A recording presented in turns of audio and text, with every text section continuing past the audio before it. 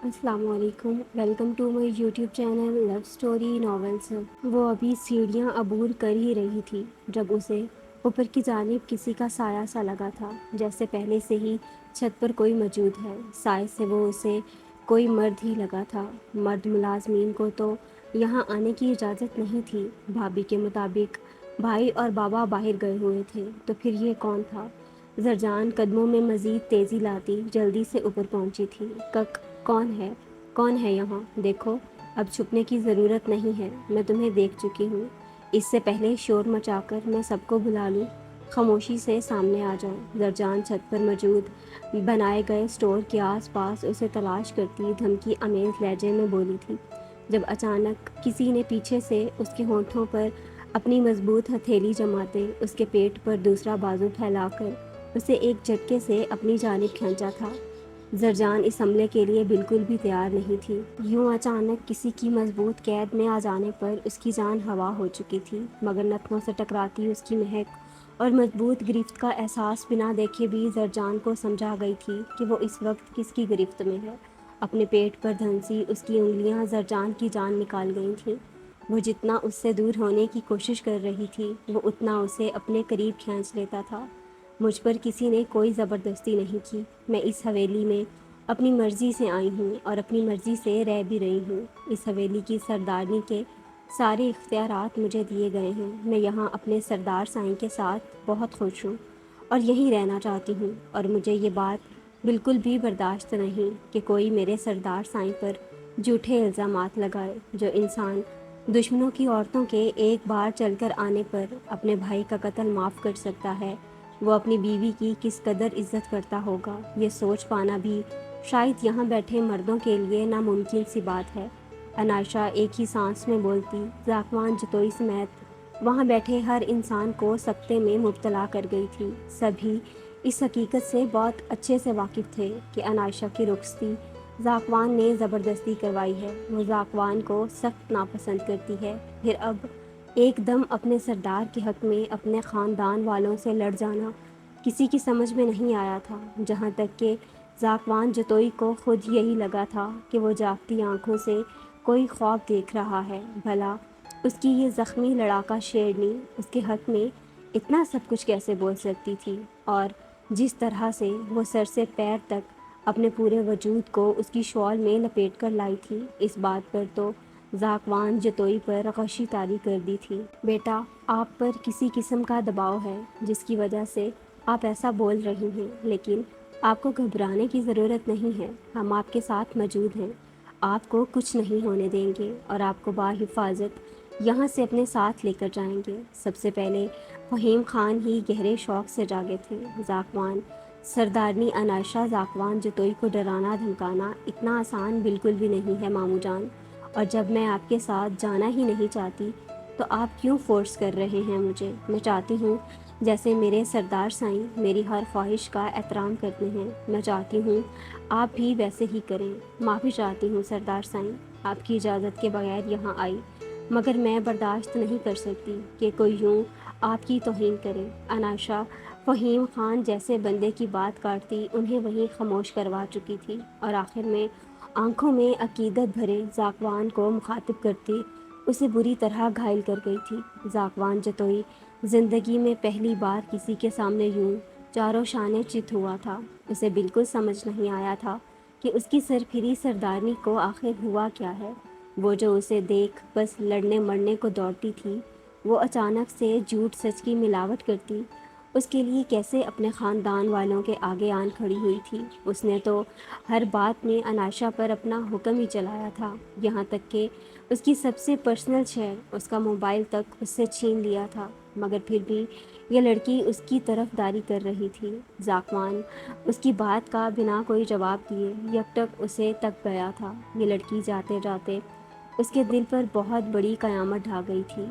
दुश्मनों के वार से तो वो बहुत आराम से बच गया था, मगर उसकी सरदारनी ने उसे बहुत बुरी तरह घायल कर दिया था।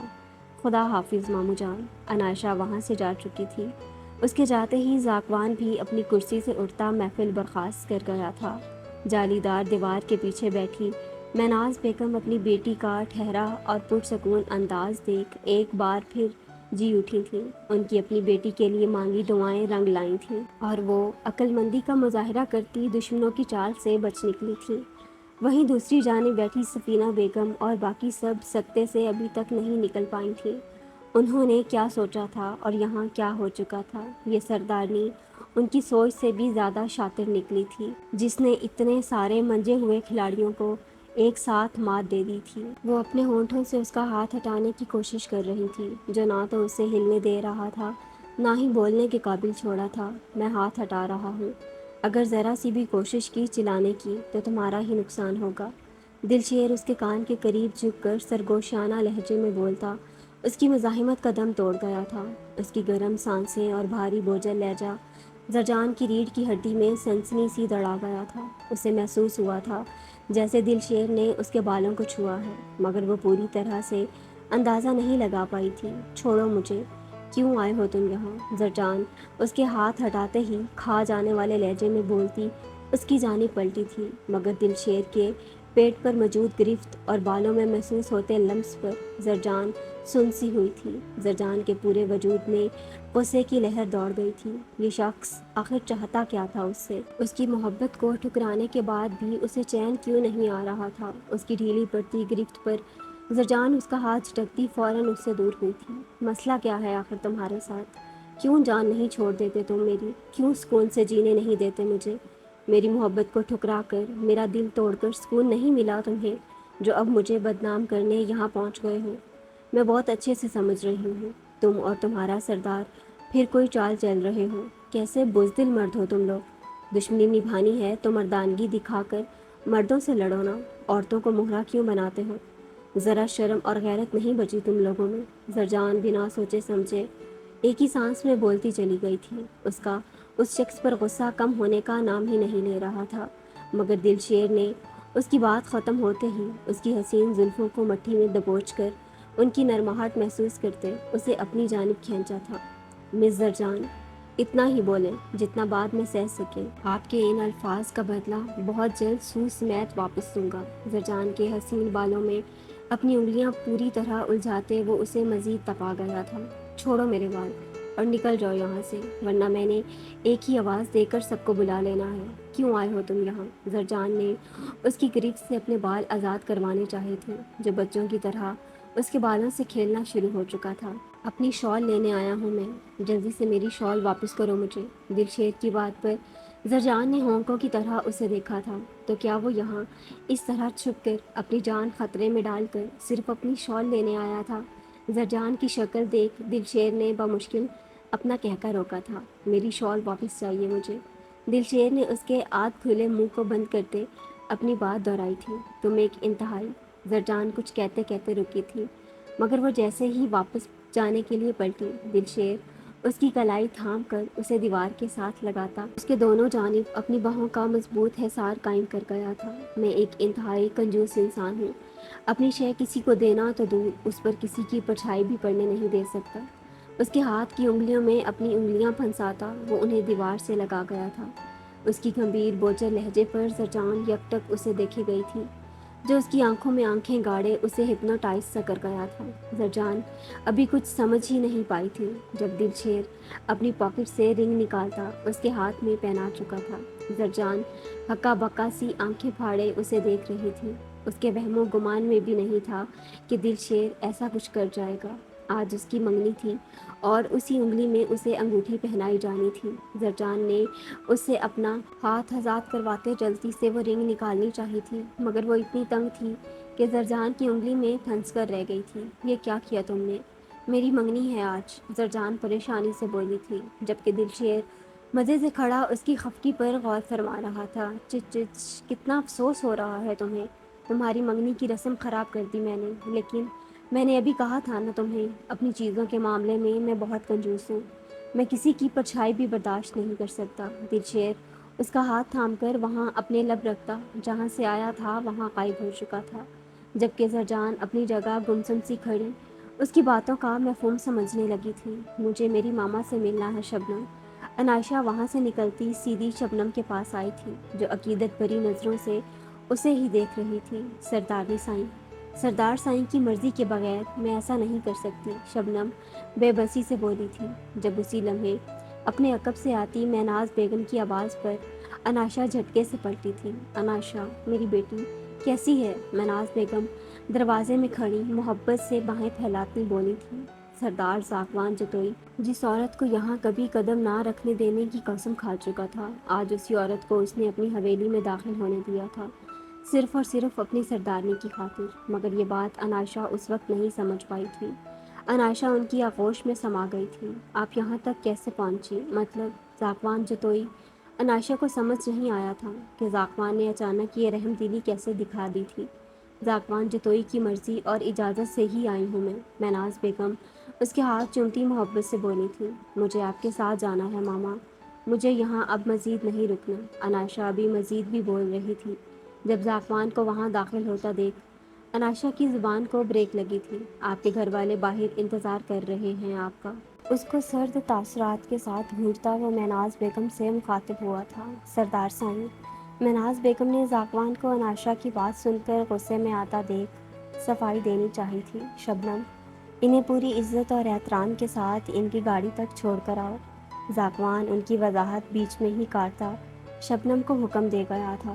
اسے اپنے اور اپنی سردارنی کے بیچ صفائی دینے کے لیے کوئی تیسرا انسان برداشت نہیں تھا، جبکہ اناشا اس کے یوں بات کاٹنے پر ناگواری بھری نظروں سے اسے گھور کر رہ گئی تھی۔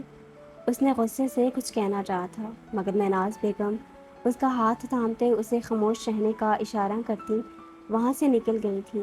وہ بہت اچھے سے جانتی تھی کہ اپنے آگے آواز اٹھانے والے کو زاکوان جتوئی معاف نہیں کرتا تھا، مگر وہ یہ بھی نہیں جانتی تھی کہ زاکوان جتوئی اپنے سامنے اپنی سردارنی کو بولنے کا حق دے چکا تھا، جو اس سے لڑ بھی سکتی تھی اور اس پر غصہ بھی دکھا سکتی تھی۔ تم نے میری ماما کو اتنی جلدی کیوں بھیج دیا؟ اناشا ان دونوں کے نکلتے ہی زاکوان کے مقابل آئی تھی، جو بہت گہری نگاہوں سے اسے ہی گھور رہا تھا۔ تم نے ابھی کچھ دیر پہلے میری طرفداری کر اور اپنے خاندان والوں کے خلاف جا کر مجھ پر جو احسان کیا ہے، اسی کے بدلے تمہاری ماں کو تم سے ملا کر وہ احسان چکتا کیا ہے۔ اس احسان کی مدت اتنی ہی تھی۔ زاکوان اسے جواب دیتا واپس پلٹا تھا۔ مجھے تمہارا کوئی احسان نہیں چاہیے سردار زاکوان جتوئی، مجھے میری ماما اور باقی گھر والوں کے ساتھ واپس جانا ہے، اور میں جاؤں گی۔ دیکھتی ہوں تم کیسے روکتے ہو مجھے۔ اناشا کو اس کا انداز مزید آگ لگا گیا تھا۔ وہ وہاں سے جانے کے لیے پلٹی تھی، مگر ابھی وہ دروازے سے نکلی بھی نہیں تھی جب زاکوان کے ادا کیے جانے والے الفاظ اس کے قدم وہیں جکڑ گئے تھے۔ اگر تم نے اس حویلی سے باہر قدم بھی رکھنے کی کوشش کی تو حویلی کے باہر گاڑیوں میں بیٹھے تمہارے خاندان کے ایک ایک فرد کے سینے میں میرے گارڈز گولیاں اتار دیں گے۔ زاکوان کی بات سن کر انائشہ جھٹکے سے پلٹی تھی۔ اس نے بے یقینی بھری نظروں سے زاکوان کو دیکھا تھا۔ اس کی لال آنکھیں بتا رہی تھیں اس وقت وہ کتنا غصے میں تھا۔ انائشہ کو ایک دم اس سے خوف محسوس ہوا تھا۔ اس نے تو کچھ غلط کیا بھی نہیں تھا، پھر اس کا یہ سائیکو سردار اتنے غصے میں کیوں تھا؟ انائشہ سوچ کر رہ گئی تھی، مگر وہ یہ نہیں جانتی تھی کہ اس کے یہاں سے جانے کی بات ہی زاکوان جتوئی کا سویا غصہ جگا گئی تھی۔ سردار زاکوان جتوئی، تم ہوش میں تو ہو؟ تم اپنی یہ درندگی میرے سامنے دکھا کر مجھے ڈرا نہیں؟ انائشہ کی بات ابھی مکمل بھی نہیں ہو پائی تھی جب زاکوان اس کے قریب آتا، اس کے دونوں بازو تھام کر پیچھے موجود دیوار پر ٹکاتا، اسے بھی دیوار سے لگاتا پوری طرح اس پر حاوی ہوا تھا۔ اس کے اس جارحانہ عمل پر انائشہ نے دھڑکتے دل کے ساتھ اسے دیکھا تھا۔ میری درندگی ابھی دیکھی ہی کہاں ہے آپ نے سردارنی صاحبہ، اور مجھے وہ دکھانے پر مجبور بھی مت کریں، آپ برداشت نہیں کر پائیں گی۔ زاکوان اس کے چہرے کے قریب اپنا چہرہ لاتے اسے اپنی گرم تپش زدہ سانسوں سے جھلسا گیا تھا۔ انائشہ کو بے حد حیرت ہوئی تھی۔ اتنے غصے میں تو اس نے زاکوان کو تب بھی نہیں دیکھا تھا جب اس نے اسے گولی ماری تھی۔ تو کیا یہ رد عمل صرف اس کے یہاں سے جانے والی بات پر تھا؟ کیا وہ اس کے صرف یہاں سے جانے والی بات پر اتنا طیش میں آ گیا تھا؟ مگر کیوں؟ وہ تو اس سے محبت کا دعوے دار بھی نہیں تھا۔ پھر یہ آنکھوں کی وحشت ناکی اور ایک عجیب سا خوف۔ انائشہ کا غصہ ایک دم جھاگ کی طرح بیٹھتا چلا گیا تھا۔ اسے بے اختیار زاکوان جتوئی کا ابھی کچھ دیر پہلے کیا بھلا یاد آیا تھا۔ اگر وہ چاہتا تو اسے اس کی ماں سے نہ ملواتا، وہ کیا بگاڑ سکتی تھی بھلا اس کا؟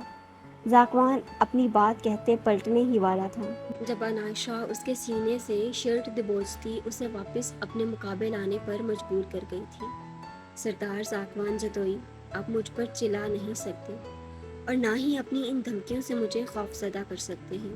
تھینکس میری ماما کو مجھ سے ملوانے کے لیے۔ انائشہ اس کے غصے سے بنا خوف کھائے اس کی آنکھوں میں جھانکتے بولتی وہاں سے ہٹنے لگی تھی، مگر اب کی بار ذاکوان اسے کندھوں سے دبوچ کر واپس دیوار سے لگا گیا تھا۔ تم یہ سب بول کر میرا غصہ کم نہیں کر سکتی۔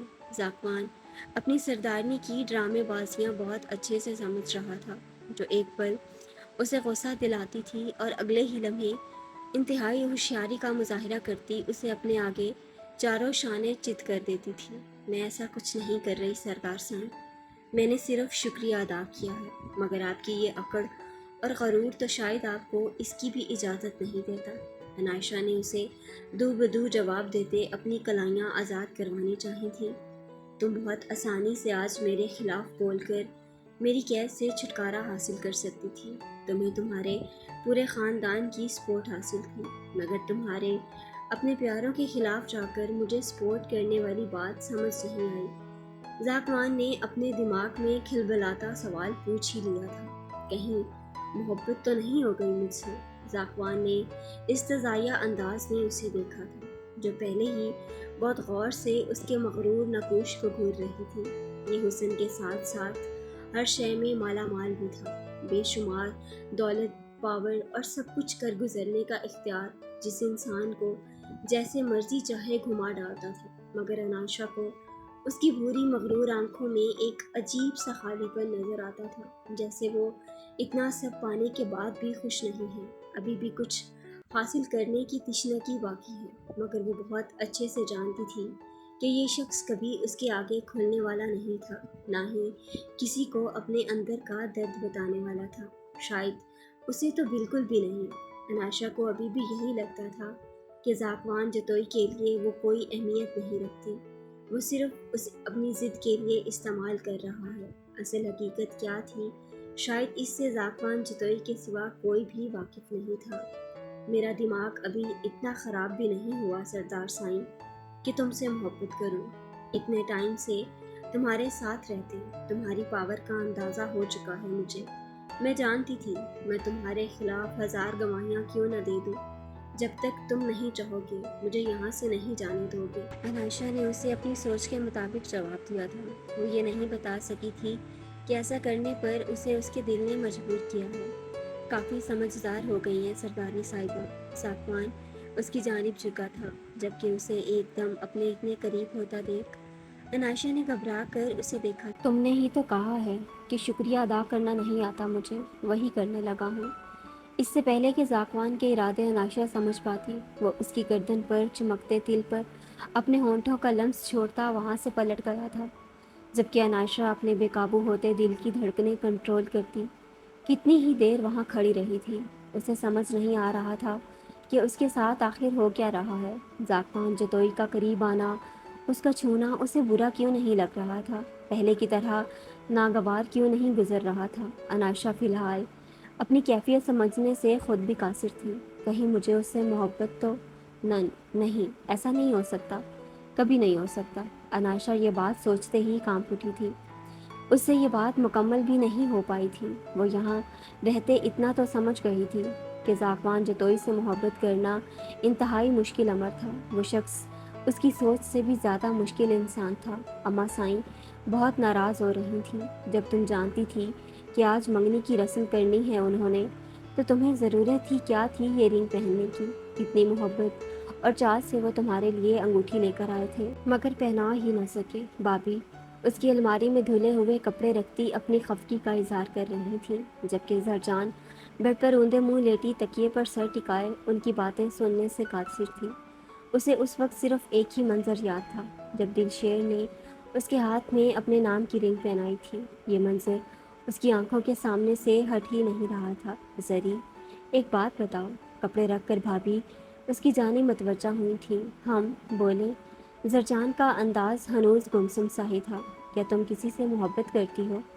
بھابھی کے نارمل سے انداز میں پوچھے جانے والے سوال پر بھی زرجان ایسے اپنی جگہ سے اچھلی تھی جیسے 440 وولٹ کا کرنٹ لگا ہو۔ نہیں تو بھلا میں کس سے محبت کروں گی؟ آپ کو ایسا کیوں لگا؟ زرجان بہت مشکل سے اپنی غیر ہوتی حالت پر قابو پاتے جواب دیتے ہوئے بولی، میں نے تو ویسے ہی پوچھا، تم اتنی لال کیوں ہو گئی ہو؟ وہ مسکرا کر اس کا گال تھپ تھپاتی روم سے نکل گئی تھی، جبکہ زرجان نے اپنی رکی ہوئی سانسیں بحال کی تھیں۔ وہ بے چین سی واپس بیڈ پر آن بیٹھی تھی۔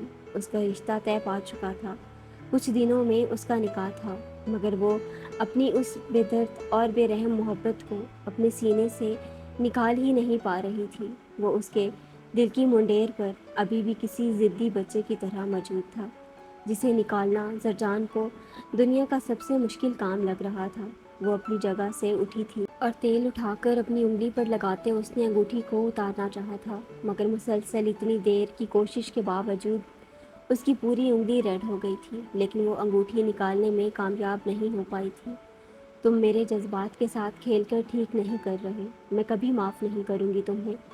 زرجان کی آنکھوں سے کئی آنسو ٹوٹ کر گرتے اس کا چہرہ بھگو گئے تھے۔ سردارنی سائیں، کبھی ہمارے ساتھ بھی بیٹھ جایا کریں، جانتے ہیں ابھی آپ کی حیثیت کے برابر نہیں ہے، مگر عنقریب یہ فاصلہ بھی ختم ہو جائے گا۔ انائشہ کا موڈ کل سے آف تھا۔ ذاکوان سے اس کا ایک بار بھی سامنا نہیں ہوا تھا، نہ ہی وہ روم میں آیا تھا۔ انائشہ بھی اسے ڈبل ناراضگی دکھاتی اس کے سامنے نہ جانے کی قسم کھا چکی تھی۔ موسم بہت خوبصورت ہوتا دیکھ اس کا ارادہ روم سے نکل کر باہر لان میں جانے کا تھا، مگر لاؤنج میں بیٹھی خولہ کی پکار پر نہ چاہتے ہوئے بھی اسے رک کر پلٹنا پڑا تھا۔ ایسی کوئی بات نہیں ہے، میرے لیے ہر انسان ایک جیسی ہی حیثیت رکھتا ہے، میں لوگوں کو اوقات کے ترازو میں تولنے والوں میں سے نہیں ہوں۔ انائشہ ان کے قریب آتی ایک جانب رکھے صوفے پر بیٹھ گئی تھی، مہرون رنگ کے شفون کے سوٹ میں ہمیشہ کی طرح۔ اس وقت بھی ذاکوان کی ہی نئی انتہائی خوبصورت سیاہ رنگ کی مردانہ شال اپنے کندھوں کے گرد لپیٹے حسین گھنے بالوں کو جوڑے میں مقیم کر کے شفون کے مہرون دوپٹے میں سر کو ڈھکے وہ بے حد حسین لگ رہی تھی۔ اس کی دودیا مہرون رنگ میں دمک رہی تھی اور چہرے پر چھائی معصومیت تو ویسے ہی اس کے حسن کو چار چاند لگا دیتی تھی اور ہر دیکھنے والے کو اپنا دیوانہ بھی بنا دیتی تھی۔ جس لڑکی کو دیکھ ہم سب کی نظریں نہیں ہٹ پا رہی، سوچیں سردار سائیں کا کیا حال ہوتا ہوگا۔ یہ لڑکی بہت حسین ہے اور ہوشیار بھی، بہت جلد سردار سائیں کو اپنی مٹھی میں کر لے گی، ہمیں اس سے پہلے ہی خولہ کی بات چلانی ہوگی۔ گلناز بیگم انائشہ کا یہ دل فریب حسن دیکھ دل ہی دل میں جل بھن کر رہ گئی تھی۔ سردار ذاکوان جتوئی کو مٹھی میں کرنا آسان کام نہیں ہے۔ مجھ جیسی زمانہ شناس عورت جب اپنے پوتے کو اپنی مٹھی میں نہیں لے پائی تو یہ کل کی آئی لڑکی بھی کچھ نہیں کر پائے گی۔ یہ اگر ہوشیار ہے تو ہمارے سردار سائیں اس سے 100 گنا آگے کا سوچتے ہیں۔ وہ کبھی بھی دشمنوں کی بیٹی پر اعتبار نہیں کریں گے۔ وہ بہت اچھے سے جانتے ہیں یہ لڑکی انہیں دھوکہ دے گی، اسی لیے تو ابھی تک ایک رات اس کے ساتھ اپنے کمرے میں نہیں رکے، کیونکہ وہ اسے اس قابل سمجھتے ہی نہیں۔ سفینہ بیگم کے لہجے میں انائشہ کے لیے نفرت کے سوا کچھ نہیں تھا۔